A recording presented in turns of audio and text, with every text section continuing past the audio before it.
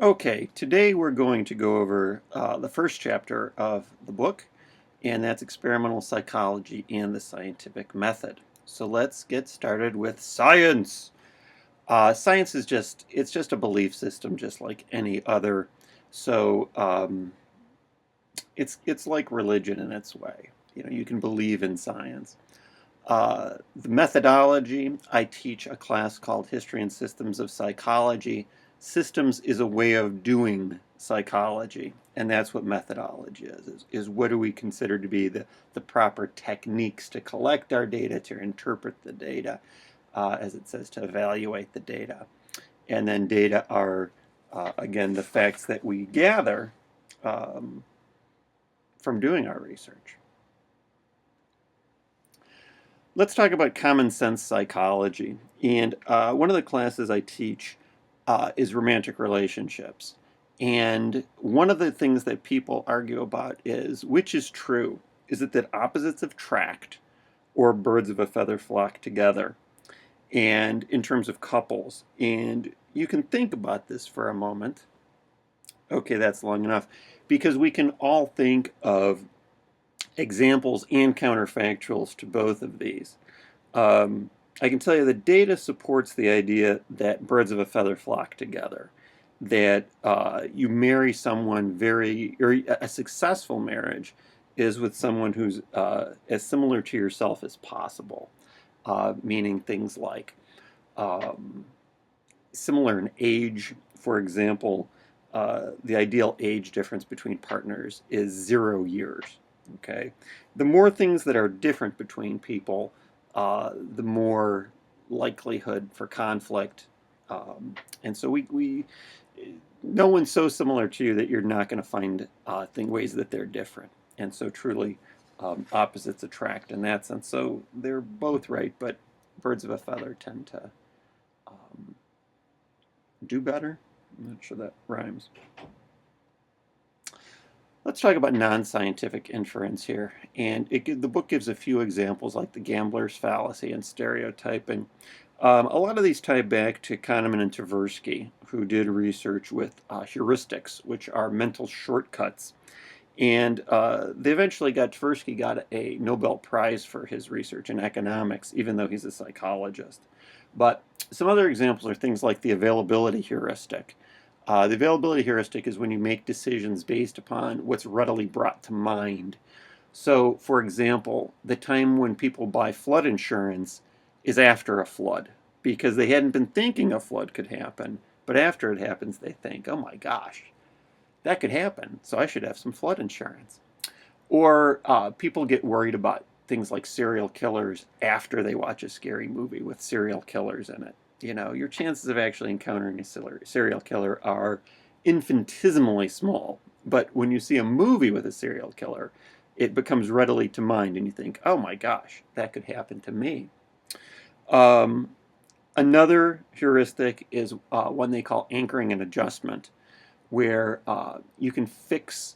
Um, I'll give you an example. It's when people are selling their home, a lot of times they'll set a ridiculously high price because even if someone bids them down, say $20,000, the person who is doing the bidding feels like they're getting a better deal, but the anchor, the original price, was so high that it's ludicrous anyway. So that's why it's best when you're shopping for a house or for a car or for anything like that to not know what the price is. Then you can make an objective view of how much you should pay, and then you get sticker shock and you run away.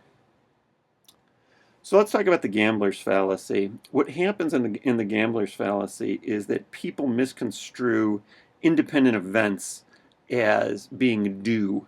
And so, for example, if you're playing on the roulette wheel and red comes up, red comes up, red comes up a third time, you say, well, I'm going to bet on black this time because it's due. Similarly, people, when they have children, I have three sons, and so by the third one, they were like, well, you're due to have a daughter. Because I have three sons, then it's, well, you're due to have a daughter now. Life doesn't work that well. Independent events don't work that way. And so in each case, you're likely to have a 50-50 chance of a boy or a girl. The roulette wheel's likely to come up um, uh, red or black. Things aren't due. Uh, Trait explanations are overused. Uh, the famous study that involves this is the Zimbardo prison experiment, which you may be familiar with from your gen psych class. We underestimate the power of the situation. Zimbardo talks about people making a dispositional versus a situational explanation of behavior. So a dispositional explanation would say prison guards tend to be sadistic, um, prisoners tend to be rebellious, and that's just what they're like. Okay, that's a disposition. A situational explanation says it's the situation that makes them that way. Having power over people makes people, you know, sadistic, if you will. Um, Being in a prison situation makes you rebellious. And so people tend to make unwarranted dispositional attributions when they should really pay more attention to the power of the situation. Stereotyping can be misleading. Stereotypes are convenient, though, and we really rely on them. Um, I wouldn't use this example of a stereotype that someone must be good at math because they're a Chinese American. But at least it's a positive stereotype. Negative stereotypes are a real problem. It's Chris Rock, the philosopher Christopher Rock, if you're familiar with him, who says that it's not, life would be chaos without stereotypes. The problem is negative stereotyping. But really, all stereotypes are bad because they ignore individual differences, and everyone is different. Um, we also can talk about the overconfidence bias. What this deals with is that people feel more confident, especially if they have more data. The more data they have, the more confident they feel. And a good example of this is the stock market. Uh, People screw up in the stock market constantly because what they do is they tend to buy when everyone's buying and they tend to sell when everyone's selling. So they tend to buy at the top and sell at the bottom, which is the inverse, the exact opposite of what you need to do in order to make money. So when you look at the return on the S&P 500, if you held it for 20 years, your return would be it's something like 10.3%, but the average investor actually earns 3.6% because they're always getting into and out of the stock market at the wrong time. That's why what you really should do is buy and then never look at it again. That's really the smartest thing that you can do. Okay. The scientific mentality is that behaviors are natural and can be predicted. Okay, this relates to the scientific method, which is what we're going to discuss next. Uh, Empirical observation is crucial, and this dates back to Aristotle. What this means is that observation occurs without bias, that you have no expectations about what you're going to see. I'll give you guys examples here in a little bit, but when you have expectations, your interpretation of the data changes. And we don't want to interpret things at this point. We just want to um, have an unbiased observation of what's going on. Okay, laws are universal. That means that they apply at all times in all situations. The example of the law of thermodynamics, conservation of energy, might be a little out of our daily experience. So the example I like to give is the law of gravity. We call it a law because it's universal, applies in all times, in all situations, but it's really a theory of gravity. And that leads us to what theories are. And this is the definition of a theory. It's a set of related statements used to explain and predict a number of phenomena. Okay, so for example, going back to my gravity example, um, Gravity explains a lot. It explains why if you drop a pen, it hits the ground, or so why anything falls if you drop it. But it also explains things like the tides, because the moon exerts gravity on the earth that pulls at the oceans, that creates tides. Um, it explains planetary bodies and why we circle the sun and why the moon circles us. So it really explains a lot. And interestingly, people exhibit gravity. People have gravity because they have mass.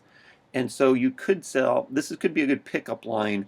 You could tell people that you're attracted to them because of their gravity. It's not the best pickup line. It's better, though, than things like, are you from Tennessee? Because you're the only 10 I see. Or did it hurt when you fell from heaven? Or here I am. What are your other two wishes? So those would be bad pickup lines. Moving on, let's talk about good thinking. And this seems so judgmental as opposed to bad thinking. But what it means is that this systematic, objective, and rational approach to data collection and interpretation. Let me give you an example of this.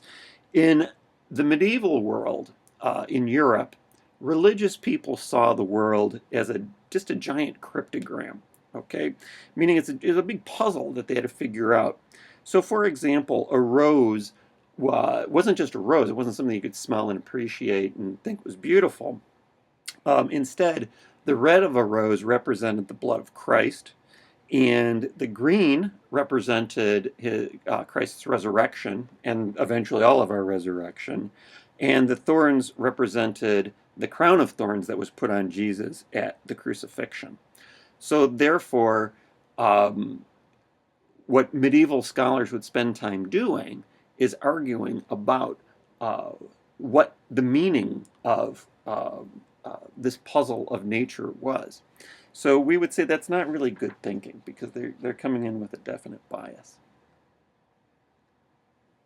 So the principle of parsimony, this is Occam's razor, that the simplest explanation is the best explanation. I'll give you a psych example, which I think is a much better one. B.F. Skinner said that behavior is determined by its consequences, okay? That you could explain all behavior that way. So if you do some behavior and something good happens, you're going to repeat that behavior. If you do something and something bad happens, you're less likely to repeat that behavior. He calls it the ABCs of behavior, which is easy to remember. You have the antecedents, the behavior, and the consequences, ABC. And so therefore he says that, yeah, that's a very parsimonious statement, saying that behavior is determined by its consequences. Next, we move on to Karl Popper. I'm not going to call him sir because I'm an American and I think we're all equal. But he was a philosopher of science, and he says that essentially science is a self-correcting process, and that where we'll move on to the next one, which is that what Popper, his big breakthrough was that researchers tend to see confirmatory evidence, that people look for proof that their theory is correct. And that's the wrong way to do science. That what we should do is look for ways that your theory is wrong, because a single contradictory observation negates the entire theory. Okay? When I'm doing research with my undergraduates, I say that researchers tend to grease the skids of causality. They tend to make sure that their hypotheses are confirmed. And it's not a conscious process. And we'll talk about that more later too. But that's what Popper says, is that anything that confirms your theory really should be just discounted, because that's what all research does, is it confirms theories. Another important part of science is replication, which is somebody does a study and then someone else does the exact same study, and they better find the exact same thing or there's a real problem. Classic example from the 1950s, subliminal advertising, or as our former president, President Bush, would say, subliminal advertising. A guy had and this is in the 1950s, he had a movie theater, and he said that he was splicing in into the films where it said, hungry, eat popcorn, thirsty, drink Coke. So every 24th frame would say one of those because film runs through 24 frames per second. So people didn't notice it. It was subliminal, which means it was below the threshold of being able to be noticed. Other researchers tried to replicate this and found that it didn't work. And so that's why we say subliminal advertising or subliminal advertising doesn't really work. The main objectives of science are description, prediction, explanation, and control. John Watson, who is a prominent early psychologist, his definition of psychology was the prediction and control of behavior. He was a behaviorist, but it's because description and explanation are very easy to do. Okay, it's easy to describe some behavior or explain a behavior. Freud does that all the time. Being able to predict behaviors is very difficult. Being able to control behaviors is very difficult. A good example for prediction is trying to predict the weather. People can't predict the weather 5 days out, much less 10 days away. And so that's why climatology is a science in its infancy. There's some definitions of what description, prediction, explanation, and control are. It's good to make a distinction between applied and basic research. Applied research takes place in the real world.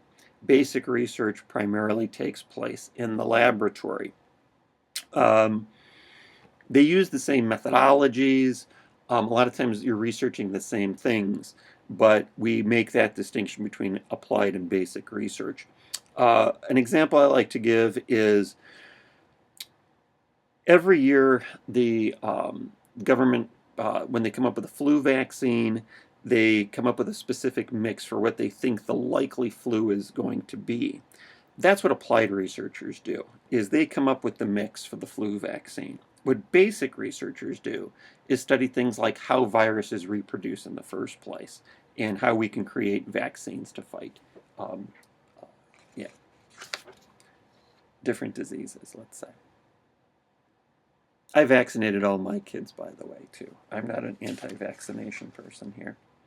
The main tools of psychological science are observation, measurement, and experimentation. Let's talk about observation. Things have to be observable. This was a huge issue for early behaviorists, like John Watson, as we mentioned before, because they tend to treat the brain as what they called a black box, meaning that we could see what goes into the box, that's the stimulus, and we can see what comes out of the box, that's the response. But it's difficult to make statements about the black box itself because we can't observe it. So because we can't observe thinking, we shouldn't talk about thinking. So we can talk about stimuluses and responses, but you have to leave the black box alone. One other point here too, it says observations must be objective so that there's strong agreement among raters, which is a reliability issue, which we'll talk about later too. That's what's called inter-rater reliability. Measurement's all about assigning numbers to essentially characteristics. An example of this that I use in my own research, and you can Google it and take the test, is the Big Five personality characteristics. And these are 5 personality characteristics that tend to stay stable across the lifetime of anyone. And the way to remember them is OCEAN. O stands for openness to new experience. And there's no right or wrong answers to any of this. Some people like the same things over and over again. That would be low openness. Some people like novelty. They like trying out new restaurants or going to see different TV shows or whatever. C stands for conscientiousness, and that means things like, are you on time all the time? Are you a planner? And again, people are high and low on that. The E is for extroversion, introversion, extroversion. Are you outgoing or do you prefer to be? Actually, it really relates to where you get your energy from. Do you get your energy from other people or from being by yourself and doing solitary activities?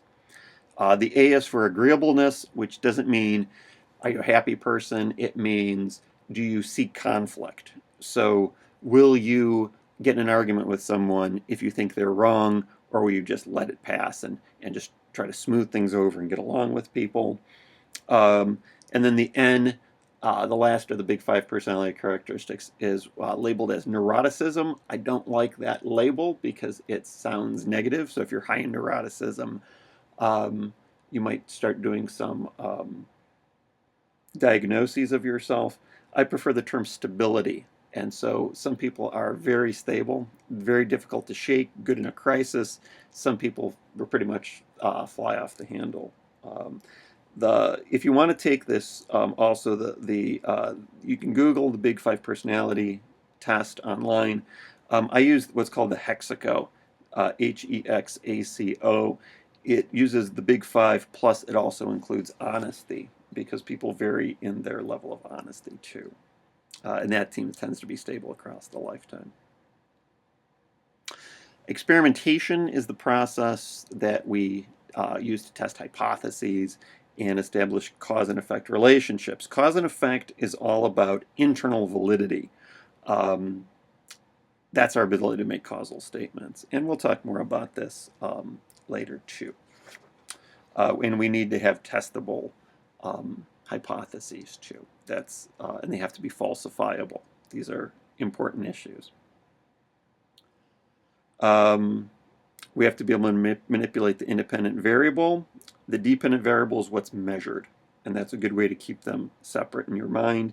The independent variable is what's manipulated in the study. The dependent variable is what's measured in the study.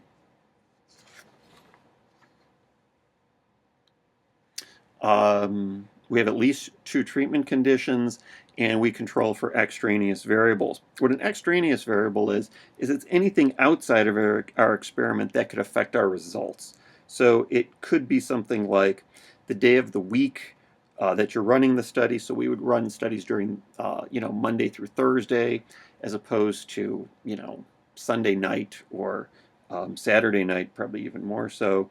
The amount of light in the room is an extraneous variable. The gender of the researcher is an extraneous variable. All of these potentially could have an effect on the internal validity of the study, which again is our ability to make causal statements. So we want to be aware of extraneous variables. Although most findings tend to be robust, and so it's not much of an issue. As I said, right, experiments are trying to establish a cause and effect relationship, and that is essentially, again, an internal validity issue. Lastly, we're going to talk about the pseudosciences here. It appears scientific, but has no true scientific basis. And so past life regression, reparenting, rebirthing. I think there's a lot of other good examples of this, though, like astrology. So being able to do horoscopes, it seems scientific, that your life is based in the stars, but it's not. EDMR is very controversial in psychology. That's eye movement desensitization and reprocessing. There's that re again. It's essentially clicking sticks to get people over PTSD. There's many people who say it works. There's many critics of it too.